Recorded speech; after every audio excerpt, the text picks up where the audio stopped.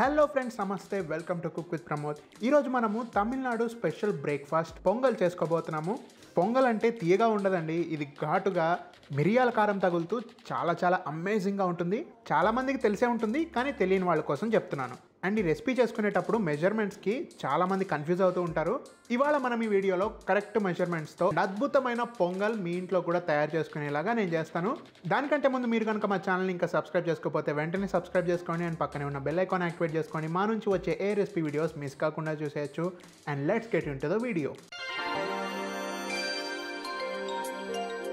ముందుగా ఒక పెద్ద పాత్రలో 10 కప్పుల నీళ్లు తీసుకోవాలి. 10 కప్పులు ఎందుకు అంటే చెప్తాను. ఇందులో 1 కప్పు బియ్యం వేసుకోవాలి అండ్ 1/2 కప్పు పెసరపప్పు వేసుకోవాలి. ఈ రెండింటిని మీడియం ఫ్లేమ్ మీద మెత్తగా ఉడికేంత వరకు మనం కుక్ చేసుకోవాలి. అప్రాక్సిమేట్గా ఒక half an hour to 45 minutes పడుతుంది. చూసారు కదా, ఇలా పల్చగా వచ్చింది. కన్సిస్టెన్సీ ఇలాగే ఉండాలి. కాబట్టి మనం 1 కప్పు రైస్కి 5 కప్పుల నీళ్లు తీసుకున్నాము. అండ్ పెసరపప్పు కూడా ఆల్మోస్ట్ 1 కప్పు అంటే 1/2 కప్పు వేసాం కాబట్టి దానికి కూడా 5 కప్పుల నీళ్లు తీసుకున్నాము. సో 2 కలిపితే 10 కప్పుల నీళ్ళు అనమాట. ఇప్పుడు ఇందులో మీ టేస్ట్కి సరిపడా సాల్ట్ వేసేసుకోండి. తర్వాత అంతా మిక్స్ చేసుకోండి. ఇది ఇంత పల్చగా చేసుకోవాలా అని మీరు నన్ను అడిగితే, కుక్ చేయడం ఆపేశాక ఎంత టైం ఉంచితే అంత దగ్గరగా అయిపోతుంది, అంటే తోడుకుపోతుంది. కాస్త పల్చగా చేసుకోవాలి. అథెంటిక్ రెసిపీ కూడా ఇలా పల్చగానే ఉంటుంది. ఇప్పుడు ఇంకొక ప్యాన్లో తాలింపు వేసుకుందాము. ఇందులో 1/2 కప్పు బటర్ వేస్తున్నాను నేను. మీరు కావాలంటే నెయ్యి కూడా వేసుకోవచ్చు. నూనెతో తాలింపు వేసుకోకూడదు అంటే వేసుకోవచ్చు, కానీ బటర్తో లేదా నెయ్యితో వేస్తే టేస్ట్ ఇంకా బాగుంటుంది. ఇప్పుడు ఇందులో 2 టీ స్పూన్స్ జీలకర్ర వేసుకోవాలి. అండ్ 2 టీ స్పూన్లు కచ్చాబచ్చాగా దంచిన మిరియాలు కూడా వేసుకోవాలి. ఈ రెండింటిని కూడా 1 నిమిషం పాటు నేతిలో వేయించుకోవాలి. చాలా మంచి ఎరోమా ఉంటుంది. అండ్ మెయిన్ ఫ్లేవరింగ్ కూడా ఈ జీలకర్ర మిరియాల నుండే మనకు వస్తుంది.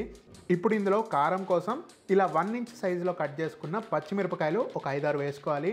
ఈ పచ్చిమిరపకాయలను కూడా ఒక 2 నిమిషాల పాటు మీడియం ఫ్లేమ్లో ఫ్రై చేసుకోండి. అందులో ఉన్న కారం అంతా కూడా మనకి బయటకు వస్తుంది. తర్వాత ఇందులో 2 రెమ్మల కరివేపాకు, అలాగే ఒక 1/2 టీ స్పూన్ ఇంగువ కూడా వేసేసి మళ్ళీ 1 నిమిషం పాటు ఫ్రై చేసుకోవాలి. ఫ్లేవరింగ్ అయితే చాలా బాగుంటుంది. అండ్ మెయిన్ టేస్ట్ కూడా ఈ తాలింపు నుంచే వస్తుంది. ఇప్పుడు ఈ తాలింపుని తీసుకెళ్ళి ఉడికించుకున్న అన్నము పప్పులో వేసేసి బాగా మిక్స్ చేసుకోవాలి. నేతిలో దిగిన ఇంగ్రీడియంట్స్ ఫ్లేవరింగ్స్ అన్నీ కూడా ఇప్పుడు రైస్లోకి ఇంజెక్ట్ అవుతాయి. చాలా బాగుంటుంది.